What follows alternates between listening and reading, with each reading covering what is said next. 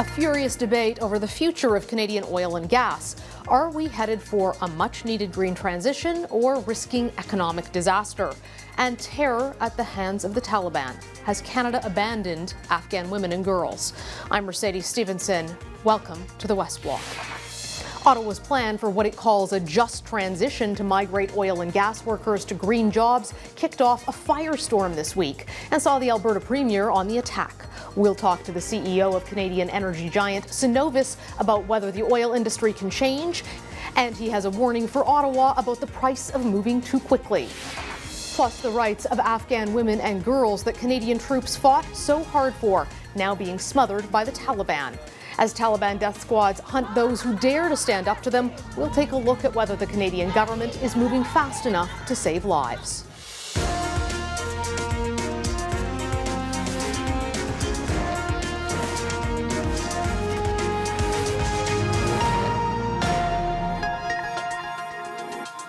You may have heard the term just transition last week, which sparked furious debate over the future of the oil and gas industry in Canada and the federal government's plan for it. The Liberal government says the transition would prepare workers for the move to more sustainable green jobs. But Premier Danielle Smith says the plan would destroy Albertans' livelihoods. It has nothing to do with transition at all. It's about eliminating entire sectors of our economy and hundreds of thousands of jobs deemed too dirty by Ottawa elites. Joining me now to talk about the just transition and how the industry is planning to meet its emissions targets is Alex Pourbaix, president of Canadian energy giant Cenovus, and Kendall Dilling, president of Pathways Alliance, which represents 95% of Canada's oil and gas companies who are focused on trying to get to net zero by 2050. Thank you both so much for joining us. A big week for pretty passionate debate around the environment and oil and gas in Canada. Alex, I'd like to start with you. What was your reaction to the information about the federal government's plan in the just transition and Premier Danielle Smith's reaction to it? Well, first off, Mercedes, I think I would say that it's one of the more unfortunate titles I've seen for a bill. It really leads to this view that what we're going to be doing is transitioning jobs out of oil and gas into other sectors. And in fact, with what we're doing with Pathways, in essence, our plan to decarbonize the barrel of oil, we see an opportunity to continue to grow jobs in Alberta. And I really like how the Premier, I think she described it more as an evolution, where right now we have a lot of operating jobs in oil and gas. I suspect we're still going to have those, but we're going to have jobs in carbon capture, sequestration, hydrogen, ultimately small modular reactors. And I think that's a much more accurate way of looking at this. I believe, Kendall, that your group represents like the 5 biggest oil and gas producers in Canada. So you're talking about significant emissions and serious concerns about the future. Do you think that it is realistic for Canada to be looking at transitioning off oil and gas, which the federal government says is inevitable, it has to happen to get to net zero?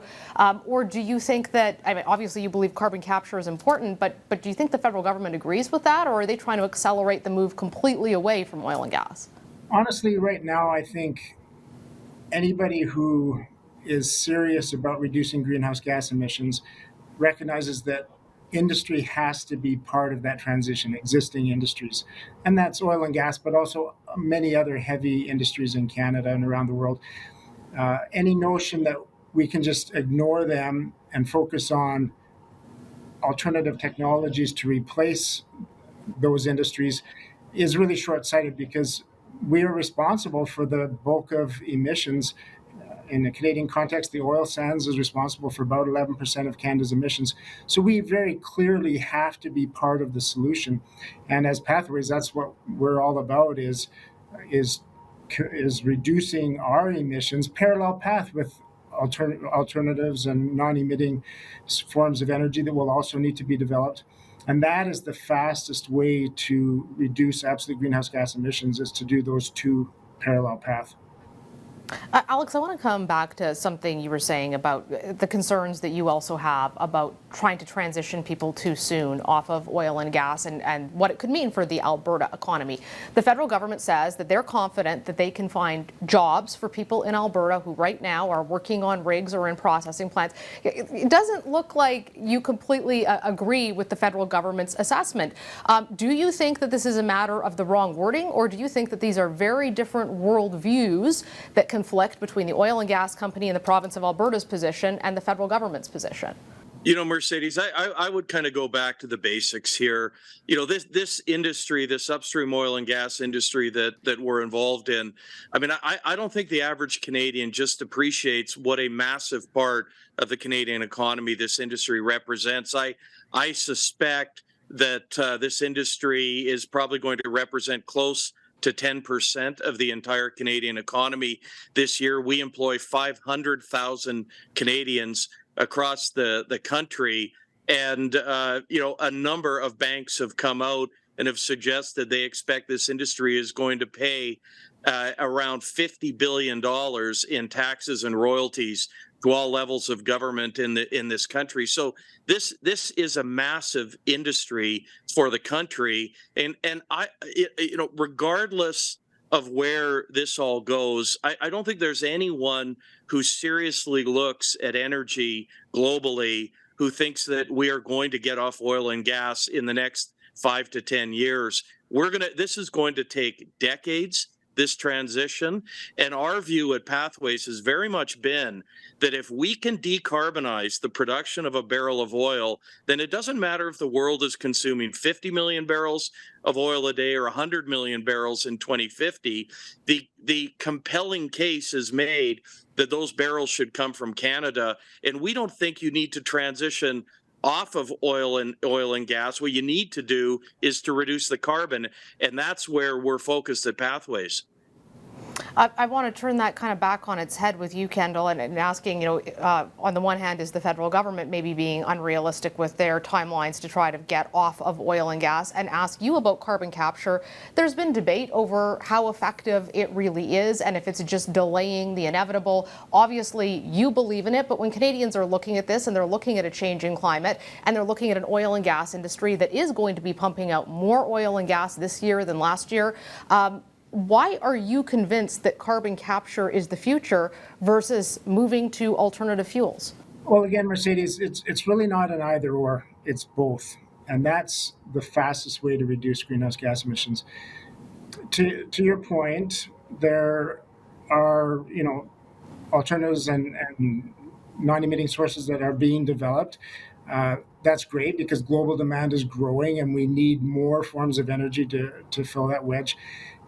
When you look around the world, you know, the UN refers to what they call hard to abate sectors. And so that's not just oil and gas, it's steel, it's chemicals, it's cement, potash, power generation. There's all these industries that need to reduce emissions urgently because of the climate imperative. And there's only so many tools in the toolkit to do that, for sure, and at least in the near to midterm. And carbon capture and storage is clearly one of those that's going to be incredibly important, both here in Canada and around the world. And the UN is calling for hundreds of large-scale carbon capture and storage projects to be developed globally so that we can reduce emissions now with technology that's readily available. And we know, I mean, we have CCS projects operating right now in Canada and around the world. The Quest project, which is majority owned by one of the Pathways member companies, has been operating in Alberta for 7 years with excellent performance. Alex, final question to you. We have seen the Prime Minister of Japan come to Canada. We saw the Chancellor of Germany both talking about access to Canadian natural gas, something that there's an increased demand in Europe now, obviously, for natural gas, with it being cut off from Russia as a result of the war. I know your company deals not only in oil, but also in natural gas. Are you satisfied with the federal government's response on this? Because I've heard some frustration inside the industry that these are countries that ultimately ended up going elsewhere to find their natural gas because Canada didn't seem to want to be a partner. Well, Mercedes, I think it would be an absolute tragedy if Canada is not there front and center serving the natural gas needs of the world. As I'm sure you know, we have one of the world's greatest resources of natural gas in northeast BC and northwest Alberta, the Montney region. We have the gas. We should be supplying the world's needs. We're watching an unfolding tragedy in Western Europe.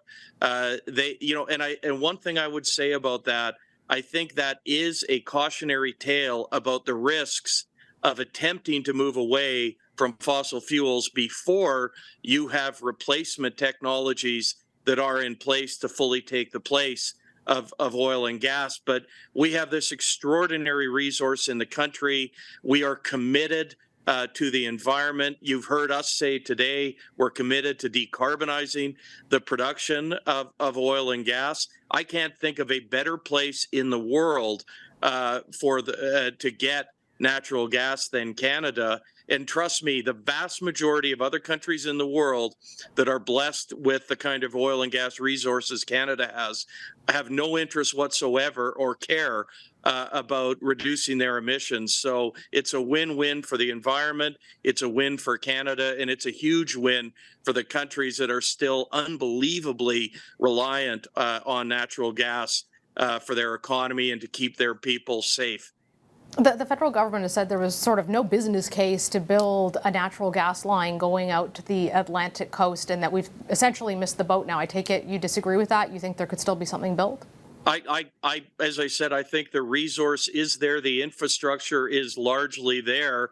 We'd have to build some incremental pipeline to get to the East Coast. But once it's there, that natural gas can be liquefied and can get anywhere in the world. This is not a problem that is going to be going away in 7 or 8 years. This is a concern. Reliable, affordable energy. This is a concern that's going to be with us for decades. And I can't think of a better country than Canada to be supplying that need. Alex and Kendall, thank you both very much for your time. We appreciate you joining us, and I'm sure we'll be talking about this again soon in the future.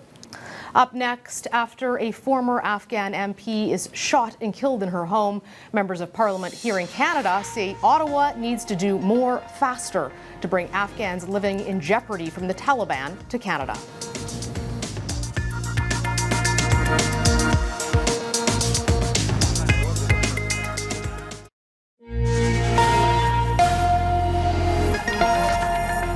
Since Afghanistan fell to the Taliban almost 18 months ago, the progress for a generation of girls and women has vanished. Women are not allowed to work, girls can't go to school, and the Taliban is hunting women who held prominent roles, including former members of parliament. Last Sunday, one former MP was assassinated in her home. She was part of a group of women that Canadian politicians were trying to help escape here. Obviously, she was not saved in time, and there are others like her, still trapped in Afghanistan and in hiding from Taliban death squads. We spoke to one of those women MPs, but we are not disclosing her name or location for security reasons. Here is what she told us. We are now secretly moving from one province to another province, from one house to another house, and from one region to another region because of the security situation, which has become very bad and make us very worried.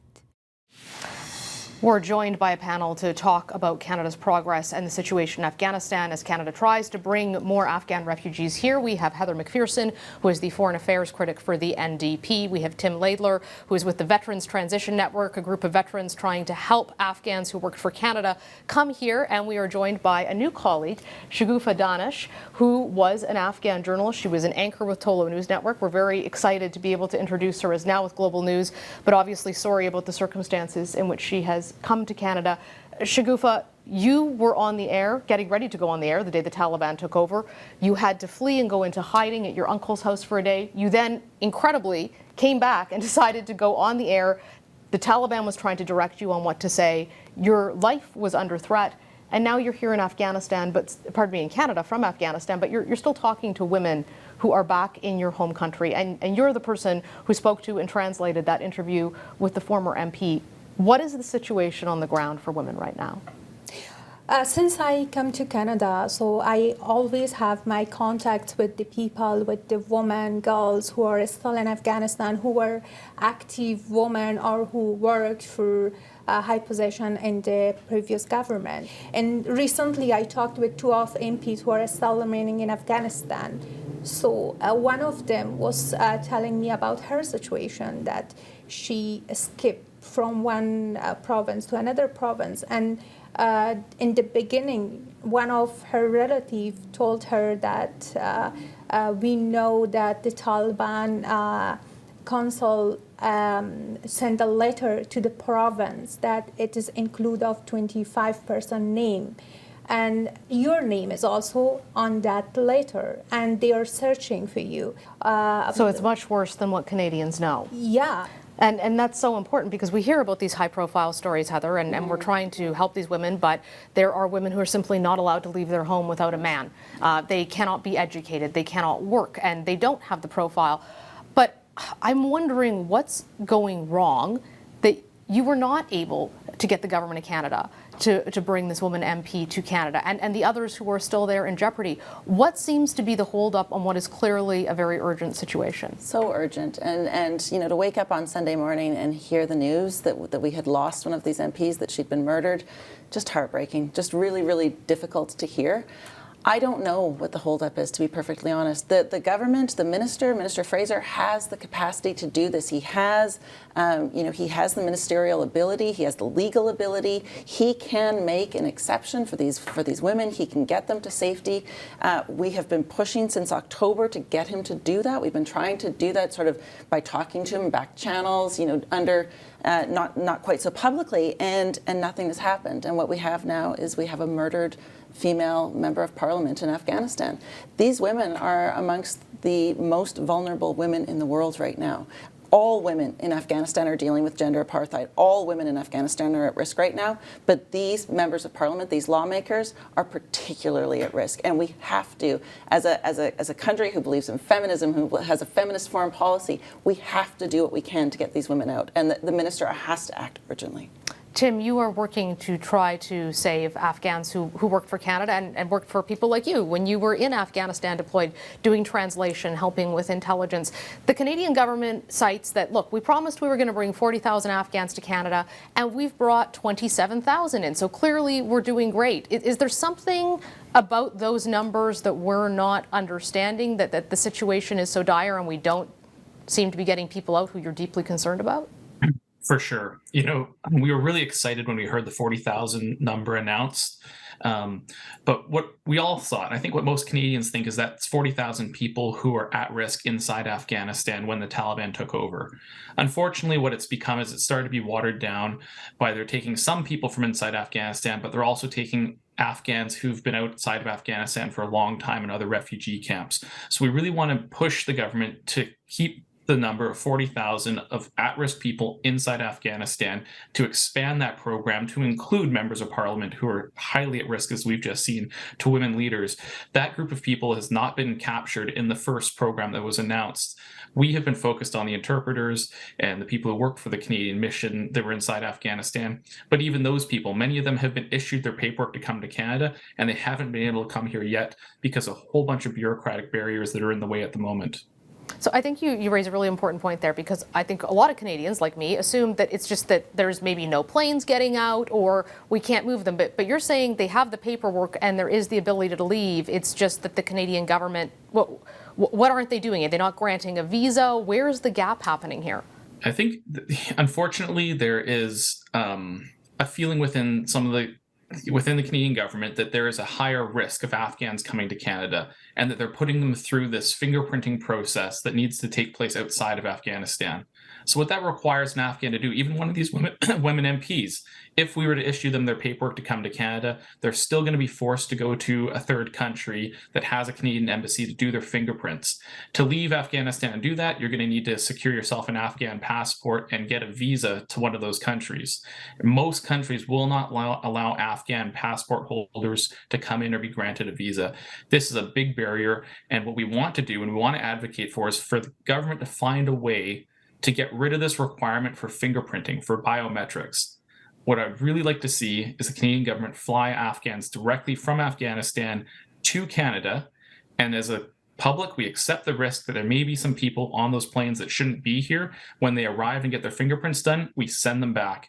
It's not something Canada likes to do because it's a very difficult process with refugee law and all those other things, but I think the risks are so high that we should be pushing for all the remaining people who we've said can come to Canada to get their fingerprints done in Canada and not go through a third country. Heather, does that seem reasonable? Is it something the NDP would support? Well, absolutely, and it's something that the committee, the committee that was looking at some of the issues around Afghanistan, has recommended. You know, we've seen this. There are solutions. The government's not taking those solutions, but I think it's important to note as well. These are members of Parliament. That's a different scenario. They are at deep risk, and I don't think that the process needs to be the same for members of Parliament that stepped forward to help their country develop. Like, these women are at risk.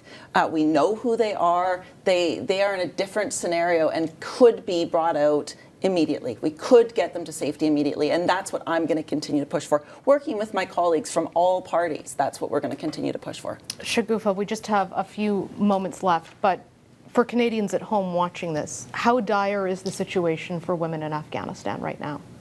Now it's like a person for women who are in Afghanistan, especially the women who were active and did great things for Afghanistan before the Taliban.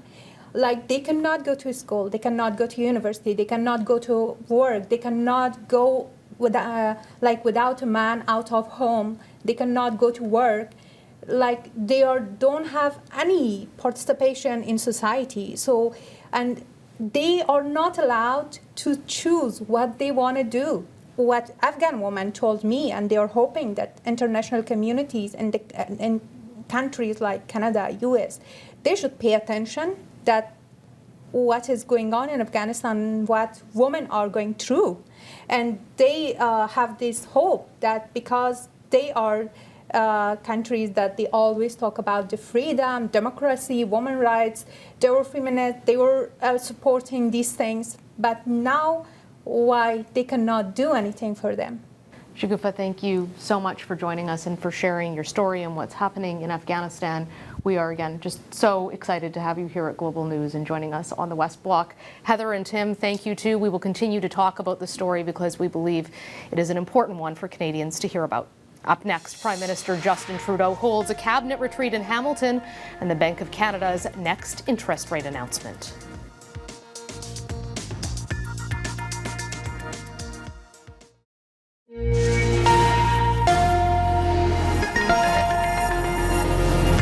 Prime Minister Justin Trudeau's cabinet retreat starts tomorrow in Hamilton, and there is a lot to discuss. Everything from healthcare funding and Ukraine to, of course, the cost of living and inflation. And economists, as well as Canadians across this country, will be watching the Bank of Canada's interest rate announcement on Wednesday. It's expected that the bank will hike its rate by 1/4 percentage point. That's our show for today. Thanks for watching. For the West Block, I'm Mercedes Stephenson, and I'll see you right back here next Sunday. Have a great